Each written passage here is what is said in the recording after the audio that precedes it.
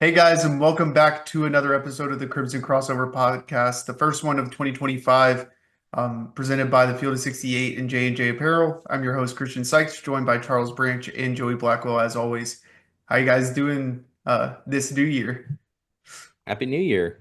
Um, we were talking beforehand about all the stuff that Santa brought us. Y'all both got golf stuff. Um, Santa apparently is aware that I don't play golf, so I'm glad that. But I'm happy for y'all. Happy y'all got some stuff.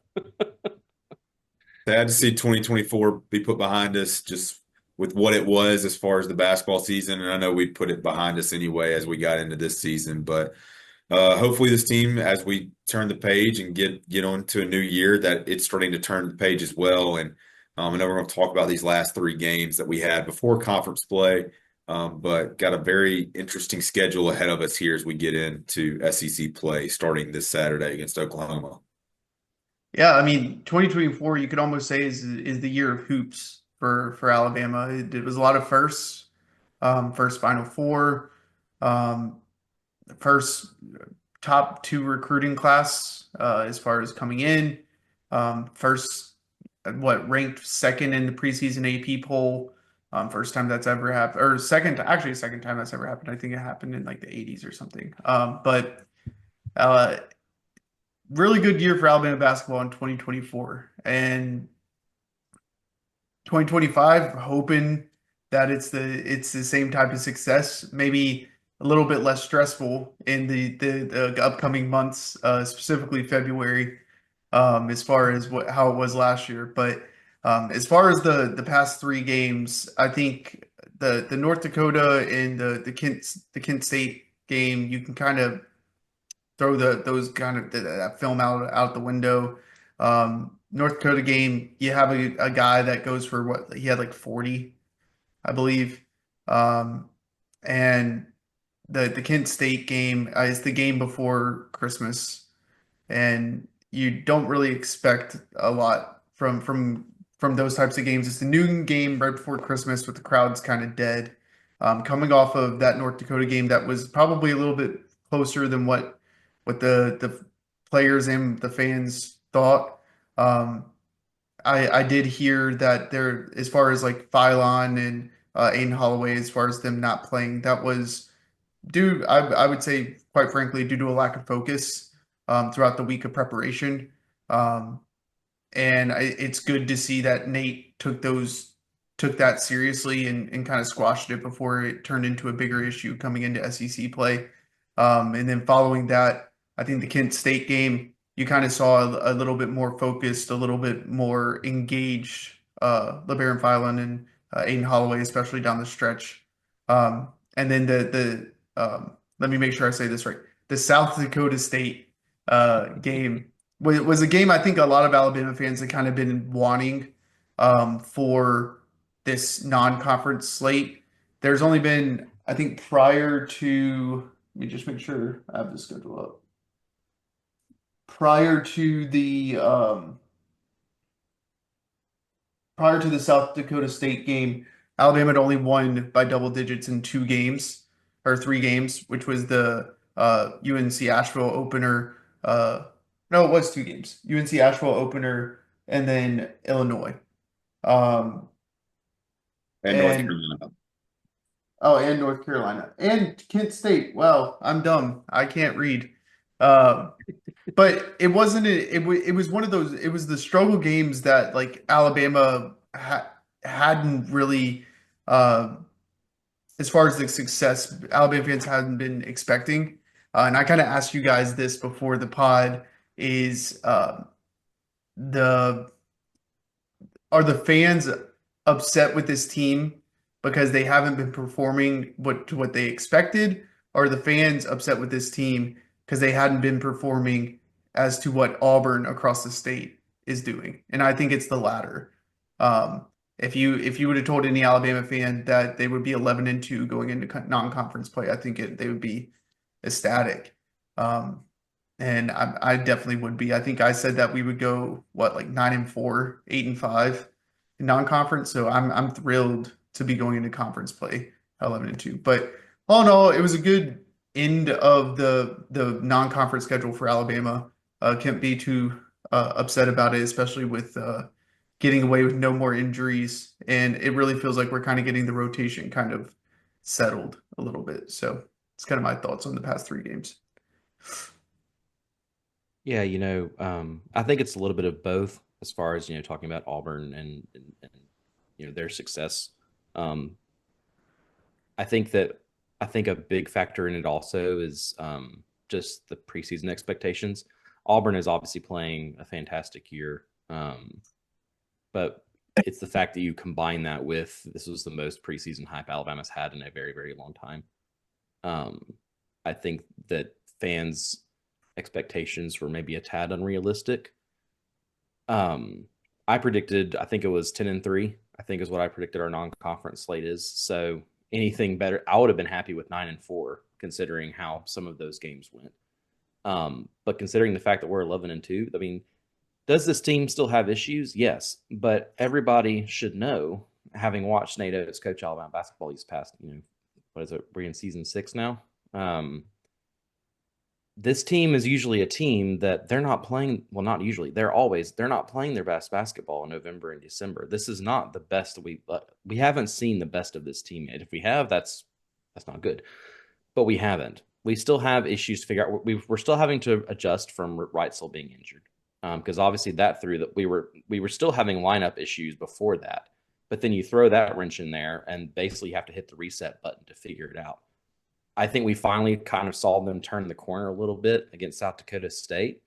I mean, turnovers, if you just look at the turnover numbers, it was the first game. Is it the first game of the season, I think, where we had single-digit turnovers, I think, right? So not to mention our shooting was finally turning around, 35% from three, 47%, from beyond the arc. That was when that game was over. I was sitting here thinking this is the type of game that I expected to see more frequently with Alabama this season. That was a really, really good performance. It wasn't perfect, but very rarely you're going to have a perfect game, particularly when you're this holiday break. There's a lot of factors going on, and I think that if any fan is disappointed in 11-2, then that's just entirely too unrealistic. I personally am very glad to see them at 11-2. It does sting a little to see Auburn doing so well on the other side of the state. But, we all talk about how, we love seeing you're only as good as your rival quite often. And having somebody good as Auburn, it makes those games mean something. It obviously it always means something to beat Auburn, but you want it to mean a lot, even if you don't care about the rivalry, with it being a top 10 matchup, potentially a top 5 matchup when these two teams play. I think it does nothing but elevate basketball in the state. And while a lot of fans might be upset about that, and it artificially creates higher expectations for this Alabama team that they can't control, the only thing you can do is settle this on the court. So I think that, to avoid rambling, I think that this team is doing just fine. We still have stuff to figure out, but fortunately we have a top 10 matchup against Oklahoma where, if you win, that looks really good for this team. And we'll have a little stretch there before we have to play Auburn. Focus on the game in front of you, not the game 2 weeks from now. or however long it is. 2 months. 2 months, yeah. Yeah. I want to start with the North Dakota game. I think it was a really cool experience for our guys. Obviously, it was great to get up there and have a game for Grant Nelson. That's been discussed. And it was praised a lot by the guys in studio for CBS Sports Network. I think there was people from the Field of 68 that were also praising us taking this game, taking Alabama up there. And I was not surprised that Eagle staff had the game he had. We talked about it going into that game, being a kid from North Dakota, that he would play well. Did I think he'd score 40 points? No. Did I think we'd win by more than 7? Absolutely. But I think that was a really cool experience, and I hope that's something that does not prevent us from doing things like that in the future as well. If somebody like Houston Millett is still on this team next year, I'd like to see something similar where we take the team out to California and go play a Pepperdine or a Pacific or a team like that. I think those are really good bonding chemistry opportunities for teams. I mean, as it was mentioned, Mark Sears bought a jacket for everybody on the team too. So very fortunate to get out of North Dakota with the win. And I think probably, woke this team up a little bit as far as we got to quit playing to the ability of our opponent and just go out and play basketball. And so when you got into the Kent State game and you sit here and you see that we won by 27 points, we've talked about it. It did not feel like a game where we won by 27 points. I think there was a hangover from the North Dakota game, not only for the team, but for the fans for those first 30 minutes of just not hitting shots, really sloppy, lazy turnovers. That when you finally got to the final 10 minutes of the game where we were up something like 15, 20 points, but until Holloway and Philon started knocking down those threes, made it more enjoyable, especially for the people there. But if you look back at the Kent State game, you held Kent State nobody scored double digits points for Kent State. You had 60 rebounds. They scored 54 points. And Kent State's been a team that is a top 70 KenPom defensive team. So there's actually a lot more good in that when you break down the numbers, the stats, than maybe just what it felt like being in Coleman Coliseum or just going back and watching that game.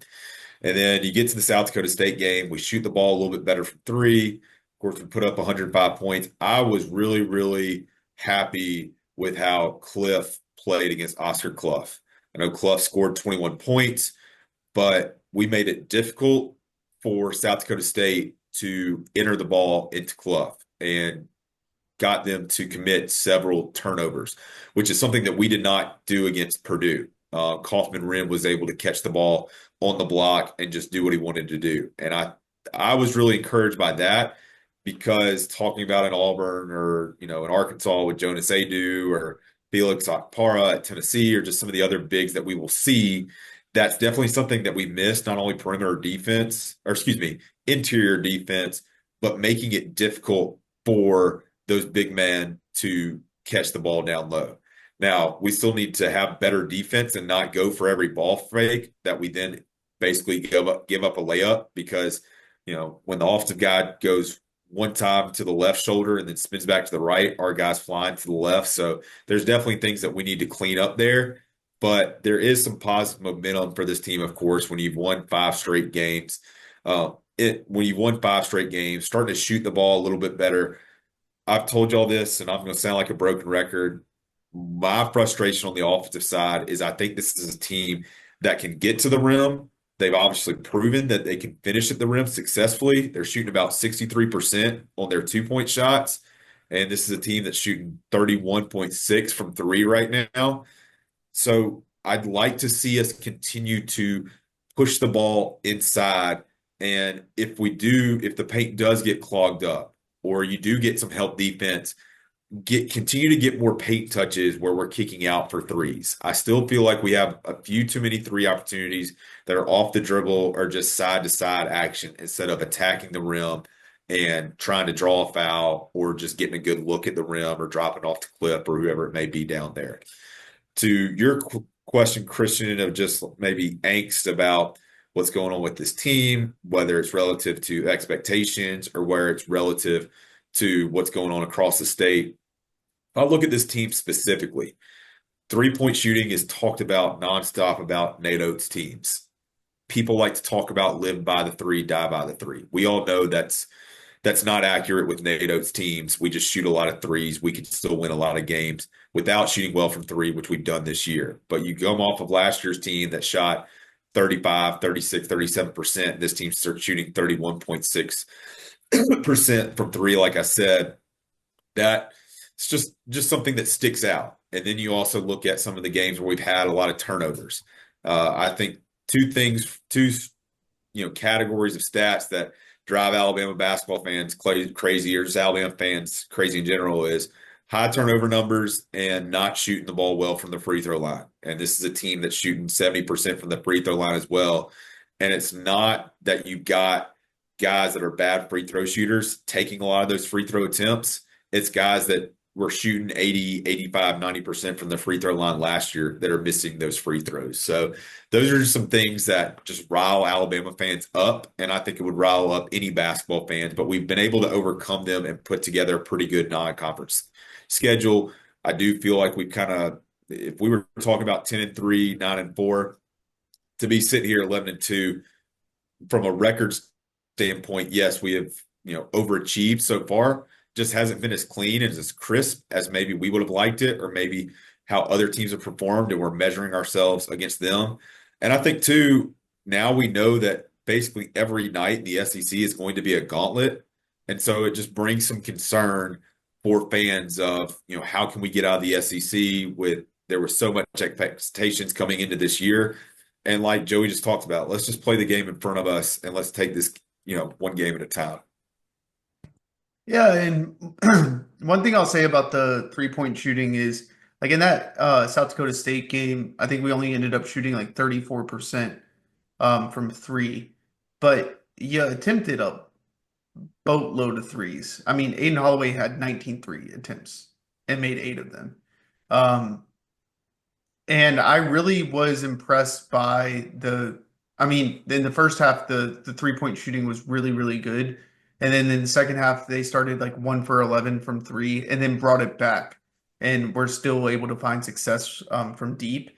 I think that game's more of an outlier rather than what we'll kind of come to expect from this Alabama team. But the shooting is improving, I think. And then once I think Chris Youngblood gets his feet under him, once Houston Millette kind of gets more involved in the lineup. I mean, technically, Millette's our top 3-point shooter right now at 50%. I think he's only like 2 of 4. So, or maybe he's like 3 of 6 or something like that. Like, not a super high volume.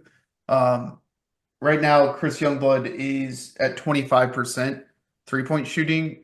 You're talking about a 40%, 40 plus percent 3-point shooter for I think majority of his career. Um, so that I don't expect that number to stay the same.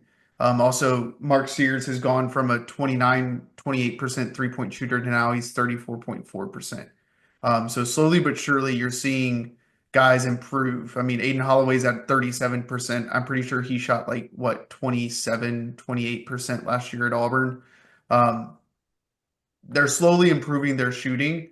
You just need to be patient and allow it to come. But the benefit for Alabama is, I think, last I checked, Kim Palm. I don't know if this is still true. Alabama has the top 2-point shooting is the top 2-point shooting team in the country. Um, which I will say this coming into the season. I think I said it on the podcast. I'm finishing at the rim and finishing inside the paint was a major concern for me, which obviously anything that's a major concern for me shouldn't be a concern for me because of apparently like because last year like 3-point shooting was a concern for me coming into the season. And obviously we shot well from three. And then this year it's 2 points. So for Alabama, I think the 3-point shooting will come. It's just having the right guys take those shots, not having Jaron Stevenson take a bunch of threes, not having Aiden Sherrill take a bunch of threes, not having, I mean, I love Darian, but Darian Reed, LeBaron Filan's another guy that, like, those guys are guys that are taking 3-point shots when it should be Chris Youngblood, it should be Aiden Holloway, it should be Mark Sears, even to some extent maybe even Grant Nelson a little bit. I know he's shooting 27%, but being able to stretch the floor is big. So if you're an Alabama fan looking at this team, I mean, I think that finishing 11-2 in the non-conference schedule with the lack of shooting or lack of offensive production that we've had, or not lack of offensive production, but lack of shooting that we've had is more of an encouraging sign for me because all it takes is Alabama getting hot from deep. And now you're looking at same type of margins, same type of stuff that we're seeing from across the state. So what That is, I wanted to ask all this question halfway through, well, not halfway through the season yet, but through the non-conference slate. What would you say is the identity of this team, the positive identity of this team? I would say, particularly over the past few games, I think I would just say effort as far as, and particularly this team has the capability of being a much better rebounding team last year. We see guys don't give up as often after their shots. We particularly on the on the offensive end of the floor. we see a lot more, obviously diving for loose balls, all that blue collar stuff has always been an identity of a team under Nate Oates. But I think particularly in this year, you have a couple of outliers, but I think for the majority of the players on the team, you have a lot of selflessness and a lot of people, a lot of players that are willing to make sacrifices for the betterment of the team, whether that means diving on the ground or whether that means throwing out a shot for somebody else to have an opportunity. Um, I think that's probably identity I see right now. I think over the past few games, we've seen that even more so on the defensive end. I think this defense is finally coming around. I mean, if you look at the rankings in KenPom, we are still 48 in defense, which is not where we'd like to see it. But I think that this team is still growing. And I think that by the end of the year, that will probably be a pretty key cornerstone of their identity. They're definitely not a live by the three, die by the three team. And I think they've proven that going off of the points that y'all just made. I think they've proven that time and time again. If this was a live by the three, die by the three team, we'd be 2-9. Or sorry, we'd be 2-11, not 11-2. I think that this team, and that's one of the things that is so frustrating about them sometimes, is that they will have easy looks driving to the basket and just won't capitalize. Or you'll see somebody drive in the paint and throw it out for a 3-point attempt that smacks the rim, and that's it. But I think that those are things that we're seeing them come around and remedy. So that's my quick answer. What about you, Christian? I know it's going to sound crazy. I agree with the effort, but I think that this is a defensive team. I really do. And I know the 46th ranked defense doesn't show that. And I know that the offense is ranked like sixth, I think sixth or seventh in KenPom. Fifth. And so Fifth. Oh, fifth. Well, and so a lot of fans will see that and be, oh, they're an offensive team. But what the last few games has shown of Alabama is when they can get turnovers and get in transition and run out off of stops, that's when they're the most efficient, most effective and efficient in their game. And I think that the defense is only going to improve as the season goes on, as the guys get more comfortable within their roles. And that as long as the lineups start getting more cohesive. I think LeBaron Filan is one of the best on-ball defenders I've seen at Alabama in quite some time, especially for his age. He's a guy that I don't know how we got him to, or convinced him to get out of his NLI out of Kansas, but I don't know where this Alabama team would be if he wasn't on the team. I think Chris Youngblood's going to fill right in once he gets a little bit healthier. I think Jaron Stevenson has played exceptional defense despite his offensive struggles. I think Nate Oates said it, that he needs to get more in the paint, needs to play a little bit more physical than what he has been. He doesn't need to be one-dimensional, and I agree with that. I also think Cliff, like Charles said when we started this, Cliff probably played one of his best defensive games in the last game, and I think he's getting more comfortable within his role. I think the staff is figuring out what defense works. For Alabama, I think for them to be where they want to be, if they are going to be this team that can't really shoot very well, their identity has to be in the defensive side of the ball, and I think that's the trend I see where this team is going to go.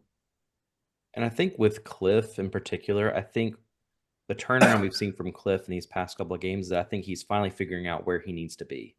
He's not looking at where he is currently. He's looking at where he needs to be on the floor, because it seems like, this first through non-conference play, he was out of position so often. And I think now that he's finally figuring out, looking ahead, where he needs to be on the floor and what position, understanding, how this team operates, we're finally starting to see that, come together. And the other thing I wanted to bounce off of that, Christian, was going off of the defense. I think there are still few teams in the country that are as dangerous as Alabama when they're having fun. When they're having fun on the floor, when everything is cohesive, when they're firing on all cylinders, this team is incredibly dangerous. And I think what we're finally starting to see is that, or what they're starting to see, is that can be unlocked on the defensive end of the floor. You can be draining threes, and you can be driving in the paint and getting layups every single possession. But if you're giving that up on the opposite end, what does it matter? but you can inspire the offense and put energy in them by having a block shot, by having a high effort rebound on the opposite end, by having a steal, fast break, all that fun stuff. And I think this team is finally understanding that you can use the defense as a motivation for the offense. And when that inspires a team and when that makes them have fun, this team is still one of the best teams in the country. Charles, what about you? What do you think the identity is? I agree with the effort. I don't think there's been a question as far as effort at any point during this season. We may not have always played the smartest basketball, but effort has been there. Even in the North Dakota game, there was effort there. It just wasn't good basketball as far as knowing, rotations or where guys were on the floor or anything like that. I do think this is a team that can finish at the rim. And so I continue to be the one beating the drum as far as I want to see us take more twos than we take threes in a game. And that could be a 35-30 split. It did feel like in the South Dakota State game that we're going to shoot 55 threes just to get confidence and just to do it almost. But I think this is a team that could benefit by running some more sets, getting to the rim, maybe even putting some guys back to the basket, like a Grant, like a Cliff, like a Darian Reed, and let them go to work a little bit and let them, get an easy two and making sure the other teams pulling the ball out of the net. Now, the one thing with our three-point shooting that, even though it's been struggling, is this has been a team that has rebounded the ball very well. And that's probably been where we've gotten some of our success with twos as well, as easy putbacks because of defensive being out of position, getting the offensive rebound and quickly putting it back in. So I think this is a team that effort, there's no question about it. And we'll find out, Saturday and these next couple games too. Kind of thought about it with the Players Era tournament, that the team would take their game up to a next level because you're playing for something. You're not just playing basketball. You're playing to go, win NIL money or to go win this tournament. Well, I expect from now until the end of the season, you're going to be playing for something, whether it's an SEC regular season championship, an SEC tournament championship, or the college basketball national championship. So my hope of what we will see is getting past that, playing to the level of what our opponents are and playing more to what the standard of this team should be, which should be a team that can take care of some teams in the first half and basically win the game by halftime and not letting teams back in the game. So, excuse me. So those are some things that are positives now and things that I project to be positives in the future as we get into conference play. Do you think that South Dakota State getting back at within 13 at the opening of the half is more of those types of losing focus when up big is coming back, and basically what ended up happening is that Alabama just out-talented them so much that, at the end of the day, it didn't matter. But is that still a problem for Alabama, you think? I think it's a problem because it's not just this team. We've seen it with other Alabama basketball teams in the past. And I think that's where, too, I would like to see us, when we have the ball on offense, have smarter possessions, that it's not that we have to shoot a three within the first 5-10 seconds of the shot clock, that when we're up 15 points, it's grinding the team down. It's joyless murder ball. It's get 2 points and go play defense. And that's not to say we can't shoot threes at all. The team needs to play to the offense of what they practice. I get that. But there are times in the game where you can go win the game right then. And we've talked about that a ton, where we have moments to go win the game and it feels like we just take ill-advised shots or we turn the ball over or we just don't get that stop. And that's probably coming off of a bad offensive possession. So it could be a lack of focus. Again, you're playing a good Summit League team in South Dakota State, but you're coming off of Christmas break, you're getting ready for conference play. Yeah, I mean, we've had those lulls against non-conference teams of lower caliber or lower standing in the past. You cannot do that coming into SEC play, of course, whether that's at home or whether that's on the road as well. And again, I'm hoping that with the addition of Chris Youngblood, Houston Millette, who we've seen those guys really step up and be leaders and be some of those effort guys. I'd even put LeBaron Philon in that category as well, definitely from an effort standpoint. But I think he tries to take on a little bit of a leadership role as well and play for the name on the front, not the name on the back. That hopefully we don't run into more of those situations. Hopefully we run into those situations where we have big leads at halftime, but that we're not giving them back up or letting teams back in the game. All right. Well, let's get to Oklahoma. I think after we do the Oklahoma preview, I think we quickly just kind of go through our thoughts on the SEC schedule after that. So, Charles, you want to go ahead and kind of preview the Oklahoma game? Yeah, Oklahoma currently number 12 in the country, 13-0 right now. Had a obviously very strong non-conference that went down to Atlantis and won the battle for Atlantis. Maybe not as much of a gauntlet as they thought it would be with Gonzaga and Indiana losing on the other side of the bracket. They did beat Providence, Arizona, and Louisville to win the battle for Atlantis. Beat Georgia Tech in the SEC ACC Challenge. Had a really close game with Michigan. I think Michigan was up with by 11 with roughly 7 minutes left in that game and was able to win by 1. So there are some names. If you look at their schedule, there's definitely basketball names on there. But then outside of that, it's really not a schedule that has challenged them. If you dive into some of the KenPom non-conference numbers, their strength of schedule is 337 out of 364 basketball teams. They face the top 344th offense and the top 341st defense. So it'll be a little bit of a wake-up call for them potentially on Saturday when we're ranked 5th on offense and 48th on defense. But they're currently ranked 40th in KenPom. So even though they're 12 in the country, some of the analytics just haven't really backed that up yet. But this will be a huge opportunity, of course, for them to be able to, announce their presence not only for this basketball season, but of course being their first SEC conference game as well, taking on the team that many expected at the beginning of the year to win the conference and be a national title contender. For those that don't know, I'm sure it'll be talked about on Tide Hoops history, tweeted out, but Porter Moser coached under Wimp Sanderson when he was at, I believe, Arkansas Little Rock. So a little bit of an Alabama connection there. And we've actually got some more Alabama connections on this team outside of Muhammad Wagi, who transferred to Oklahoma in the offseason.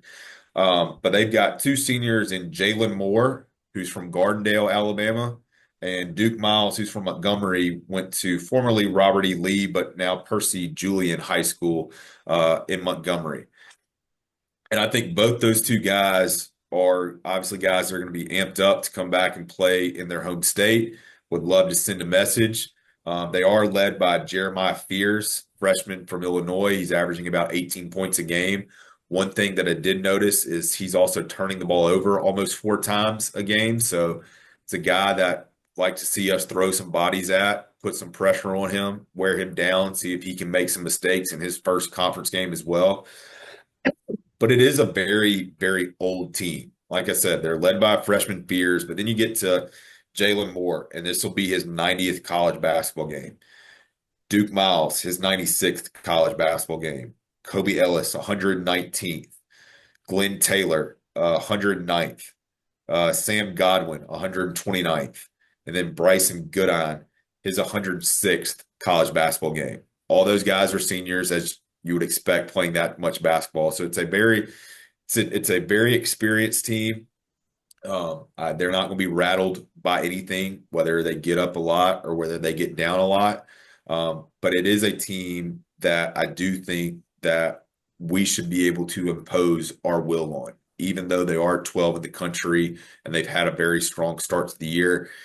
I feel like this is an opportunity for us to, kind of recapture some of those expectations that we had at the beginning of the year and, make sure everybody know that you still got to go through Alabama to win the SEC this year. So it is a good team. It's a great test for both teams. It's a game that's more difficult than maybe we thought coming into the year. But I do think it's a team that, we should have our talent level should be better than Oklahoma's talent level. And we should be prepared and ready to go Saturday night when we play Oklahoma. Yeah, when looking at the schedule when we first got it for the SEC, we were like, okay, Alabama's got like an kind of easy way into the SEC, kind of get, ready to go, I guess. I guess the Kentucky game would be the one that Alabama fans would kind of be circling as maybe the first true test. And instead, now you have your first 5 games, 4 of them are ranked because the SEC is insane. And South Carolina is also a very good team, despite not being ranked. For Oklahoma, they haven't played a true road game all season. And I hope, or my hope is that the crowd is very full and really tests this Oklahoma team, because I don't think that they've been tested very much this season thus far. It reminds me a lot of like an Arkansas team, where of Arkansas team of past, where they didn't really test themselves in the non-conference, and then they come into the SEC play and maybe get smacked around a little bit. I'm not saying Oklahoma is going to get smacked around a little bit, because I do think like Jeremiah Fears, I think he's one of the best players in the country. I think it's probably potentially could be a lottery pick as a true freshman. I think Duke Miles is a very, very good player for them. And then there's another guy that the guy from Gardendale, I forget his name. Jalen Moore. Yeah, Jalen Moore. I think he's also an exceptional player.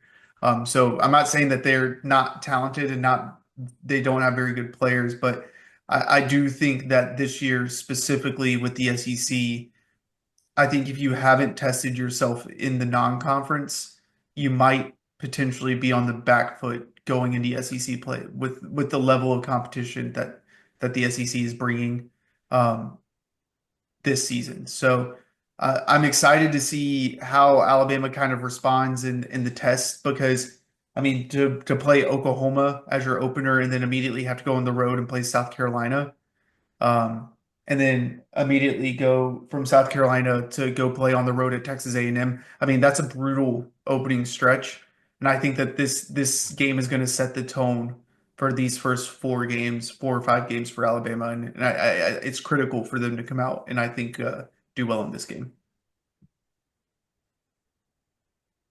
Yeah, Yeah. I don't really have a lot to add to that.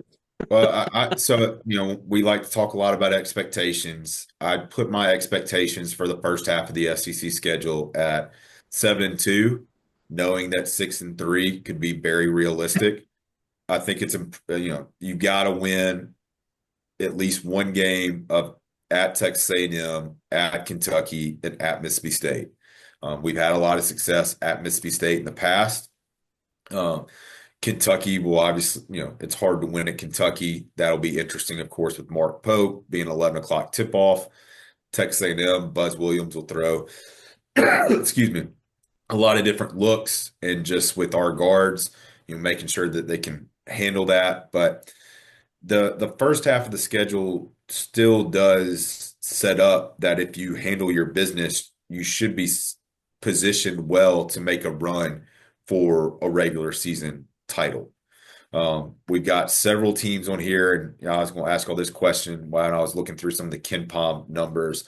As far as non-conference strength of schedule, there's 6 SEC teams that are 300 or worse as far as non-conference strength of schedule, and a lot of them we do face in this first half, being Georgia, LSU, Missouri, Oklahoma, Texas, and Vanderbilt, being those 6 teams. Of those 6, and I can rattle them off again if you need me to, do you have one that you feel confident, should still be a pretty good team, even though they haven't tested themselves, should be, competing, for the SEC double bye, should be competing for NCAA tournament berth? And do you have a team, in your opinion, that you think will kind of fall off from maybe a strong start and isn't as battle tested as they need to be coming into conference play. Who are the teams again? Georgia, LSU, Missouri, Oklahoma, Texas, and Vanderbilt. I think as far as teams that, could have a fall off, I think Oklahoma fits right into that category.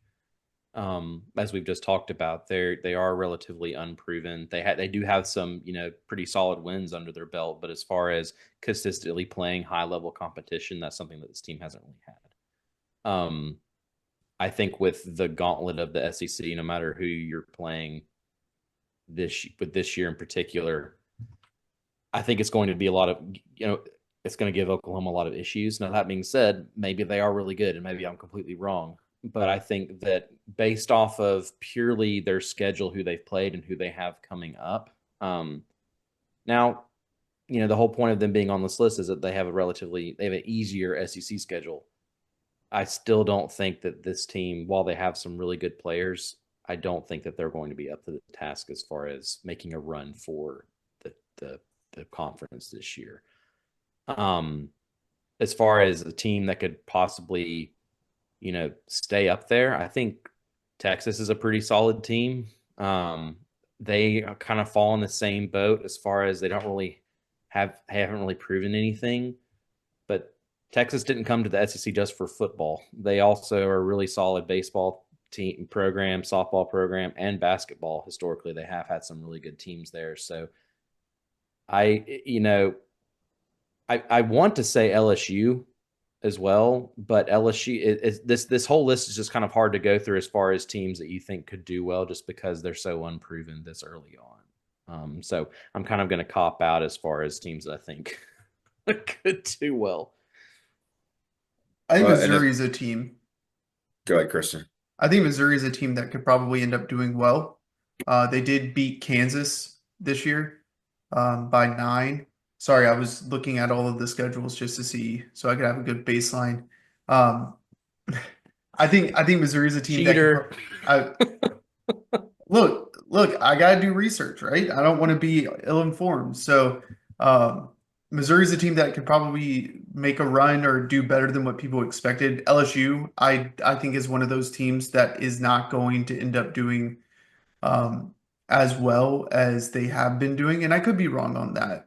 And I think, like we said, Oklahoma is another team that I'm not saying that they're not going to do well. I'm interested to see how they play, right? I applaud them for being undefeated at this point in the season, 13-0. My question would be, if Alabama had their schedule, would they be 13-0? And my answer would probably be yes. If Oklahoma had our schedule, what would their record be, right? So I do worry about teams that haven't really tested themselves in this going into the SEC. And I mean, maybe that's the way that Oklahoma maybe did it right, where they don't play very many big teams. You go 13-0, win all of your games. Guess what? You only need 6 more wins, 7 more wins, or 7, 8 more wins to get into the NCAA tournament. Like, maybe that's the way you do it. I don't know. I mean, Texas and Oklahoma coming from the Big 12, which has been a good basketball conference. They've obviously got the experience of playing tough competition. And that's a brand new scout for a lot of these SEC teams. So there may be things that, for some programs having to learn a lot quicker than just being accustomed to having faced, a Chris Jans for multiple years or a Mike White for multiple years. Speaking of Mike White in Georgia, that's a team that I do actually think will continue to trend upward and make the NCAA tournament this year. They were very close in several games against good competition last year, where a couple possessions here and there, and their conference record looks completely different, and they're probably safely in the NCAA tournament. Not to go as extreme as having a South Carolina year like South Carolina did last year. But Mike White obviously is very experienced throughout the SEC. I think Georgia is a team that will continue to play really, really good basketball. Yeah, if 2 teams that I think will fall off will probably be LSU and Vanderbilt. But a lot of that's going to come down to, of course, schedules. And if you do lose a game, are you mentally tough enough? Are you together enough to right the ship? If you lose 2 or 3 games, are you mentally tough enough to do that? Or do you lose a couple games and it all just starts falling apart, knowing what's ahead of you? But it should be a really fun conference season. I think I sent to our group, there's 28 days of SEC basketball between January and February with games on Tuesdays, Wednesdays, and Saturdays.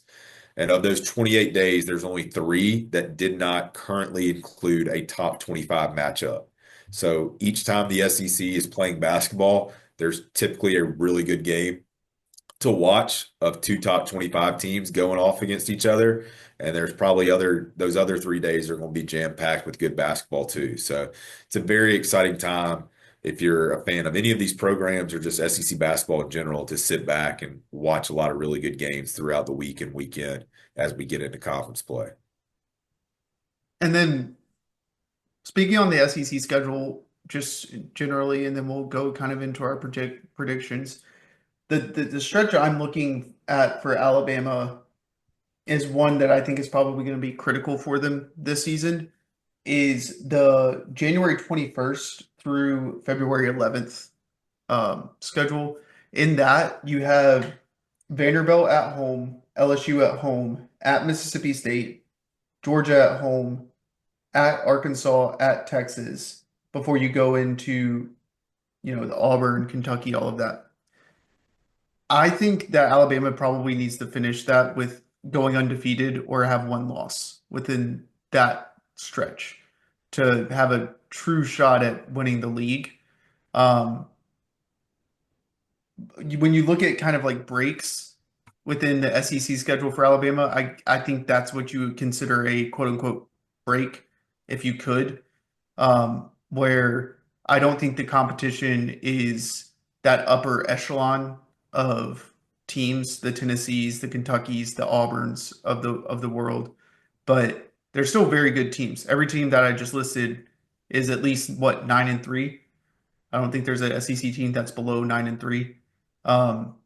But that's the kind of stretch that Alabama, that's like a championship stretch right there. Because when you get on the back half of the schedule where you have your closing stretch of Kentucky versus Mississippi State, at Tennessee versus Florida, at Auburn. That's your 5 games closing.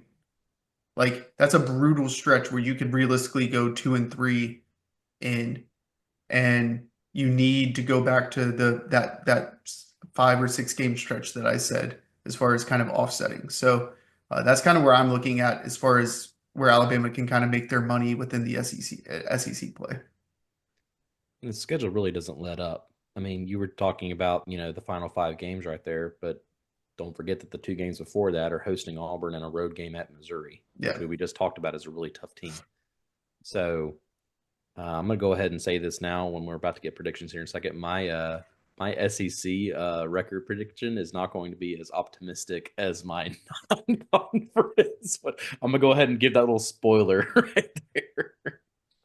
But that's all I had to say. I just think that this is a schedule that really just doesn't let up. I mean, I agree with you wholeheartedly, Christian. This opening stretch through really that February 1st game against Georgia for the first month of play, you really need to make it out of there with maximum 1 loss. If you have 2 or God forbid 3, the rest of the schedule could fall apart on you really, really quickly. So going into predictions, I'll give mine last. So which one of you want to give yours first? I can go ahead and give mine since I'm the negative one. Let's go ahead and get that out of the way because hopefully it'll curve up. I'm the most negative one on this podcast. Yeah. I'm really torn between two numbers. I think realistically 13-5, probably. I know that's negative. 12-6, 13-5, somewhere in there. There's just, like I said, this schedule just doesn't let up. It really doesn't. I know that's probably negative, and the good thing about having a negative prediction is that when this team probably finishes better than that, first off, y'all can point and laugh at me. And secondly, it'll make me feel good knowing that this team's better than I thought they'd be. But just looking at this schedule, a lot of the road, it really comes down to not only are a lot of the games tough, but a lot of those tough games are also on the road. You have the first game. We play Kentucky twice, first off, but the first one's on the road. I would feel better about playing them twice if the first game was at home, but the first game being on the road is rough. You have the games like LSU, Mississippi State. We typically do pretty well against, but they can be scrappy from time to time. Georgia, like you said, Christian is climbing. Year after year. This is a very different Arkansas team this year. So we're not going to be able to play them with the same strategy that we typically, have under Musselman there. Road game at Texas. Then you host Auburn, at Missouri, host Kentucky, at Tennessee, host Florida, and then at Auburn. So I think that if you can come out of the schedule with 5 losses, I don't think that's disappointing. I think that you're still doing fine. Are you going to be a 1 seed in the tournament? No, you're not. But you're still in a pretty solid space. So that's my negative prediction. I'm going to stick with 13-5 for the SEC schedule. Yeah, sorry, I'm just kind of think we're gonna go 18-0. Just Of course. Of course.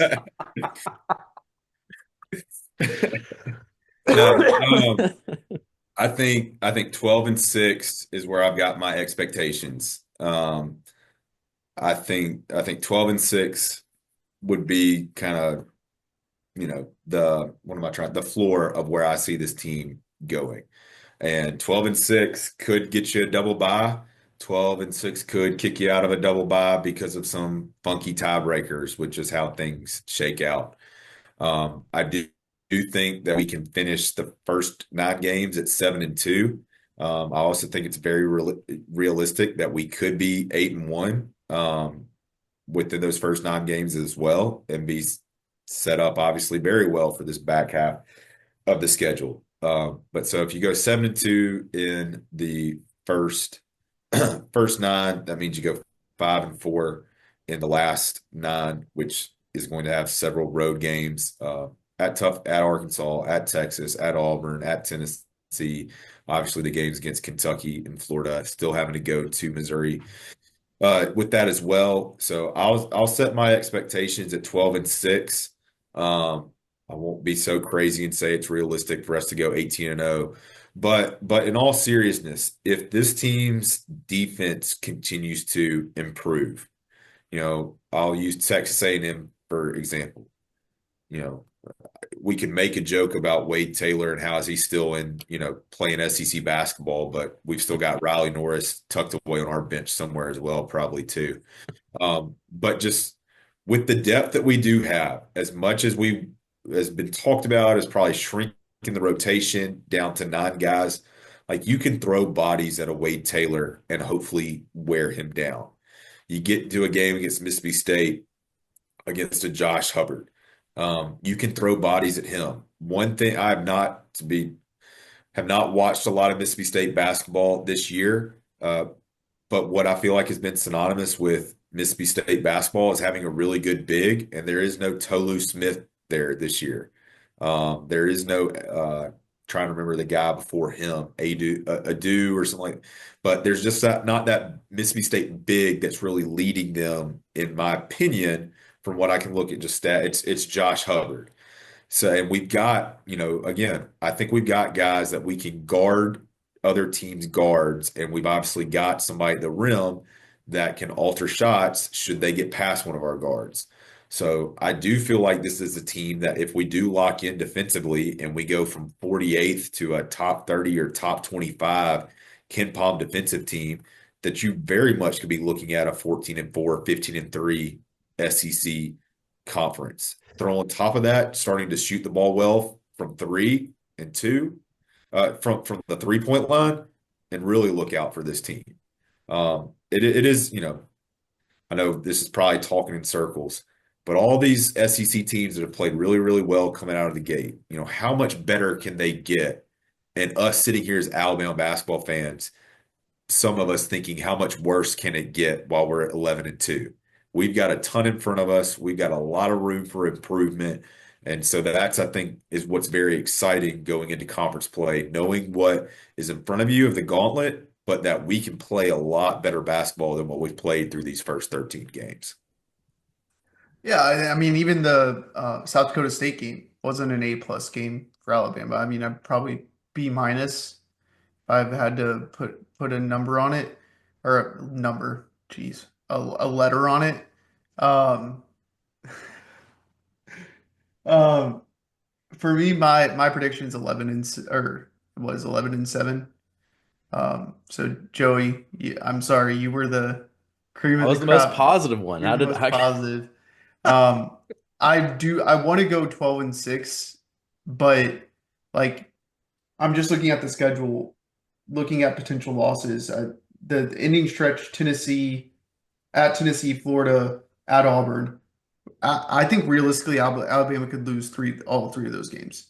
Like I really do think that Alabama could lose all three of those games. That the Florida game, it being in between at Tennessee and at Auburn, is just absurd. Um, Another game that I'm looking at is like at Missouri. That's in between Auburn coming and Kentucky coming to town. We have to go to Missouri to play. Like that's another game that I'm like, Alabama probably could lose that game because it's on the road versus a very good Missouri team, and you have two top 10 opponents coming in back in between those two games. Um, What Another you're telling what me is that we could be reliving the days of an Avery Johnson February and March. very well could be. The A&M game is another one that I'm concerned about. Buzz Williams has had Nate Oates' number, relatively speaking, um, over the last, since he's been in College Station, and we're going to A&M to play. Um, Going at Kentucky, like I've already listed off, what is that, 5 games that I see as potential losses, and there's probably another one thrown in there somewhere else, another one or two thrown in there. So I think 11-7, and thinking about that, you get to 22 um, regular season wins, which is probably a top 4 seed in the NCAA tournament, which is not a bad thing. Um, and I hope for better. I think this Alabama team um, has a lot of areas for improvement, but we need to see the improvement. So I'll start out low and allow myself to be happy when we end up going 16-2, because that's what I realistically, like that's my ceiling for this team. I think 16-2. We split the Kentucky series and you split the Auburn series. And So if y'all humor me for just because you could do this on any point of the schedule for almost any team that we're playing, but you brought up Missouri, which I do think on paper looks like a very difficult game sandwiched between Auburn and Kentucky. But then I go to Missouri's schedule and I'm just looking, okay, who does Missouri play before they play us? And really, I can go all the way to January 18th when they're playing. They got Arkansas at home, and they go to Texas, and then they got Ole Miss at home, and then they go to Mississippi State, and then they go to Tennessee, and then they get Texas A&M and M and Oklahoma at home, and then they're at Georgia. I mean, it's not inconceivable that Missouri could be on an 8-game losing streak as we come in to play them. Now they'll probably find a game or two or three to win during that stretch, but do you feel more confident in that game, knowing that Missouri's lost 8 games and, they're reeling and they may not be able to pull that team together? Who knows? I mean, again, we could do that for every single one of these trap games. We could do this for the big opponents that we see as well, as far as how much have they gotten beaten up before we play them. So it is one of those things that you've just got to come in every game with the appropriate mentality. And what we talked about this team from a positive standpoint is they brought effort every night. That's got to continue going forward for all these games going into conference play. even in losses too, like not hanging your head, not getting upset when shots aren't falling or it's not going your night, because there are going to be nights where it's not Alabama's night and then you're going to lose a game. But I think, like I said, I I don't know. The SEC is crazy this year. I mean, you realistically could see a scenario where 12-6 wins the league because that's how difficult the league is this year. Um, and I'm excited for it. I'm excited to get into it. I'm excited to talk about it and to get it back in the spaces and all of that. I really am thankful that we have this platform to be able to talk about this because I think I would go stir crazy talking, and I think I would probably be divorced by now if Sam had to listen to me talk about basketball all the time. So just wanted to say that. But I don't think we have anything else. As far as our schedule, we'll have a space following the Oklahoma game, win or lose, because we haven't done one in 3 games just because of the holidays, and I was sick last week. And then we'll have a podcast coming out to preview and recap the Oklahoma game, and then preview the South Carolina and A&M game next week. So I don't think, did I miss anything else? All right. Shop J&J. Shop J&J, they got a new basketball t-shirt out and crew neck for people since it's winter time. That's really cool. It's got it's the Bulls basketball home schedule for the season, so it's really cool. Shop J&J, and I think that's about it. Roll Tide. Roll Tide. Roll Tide.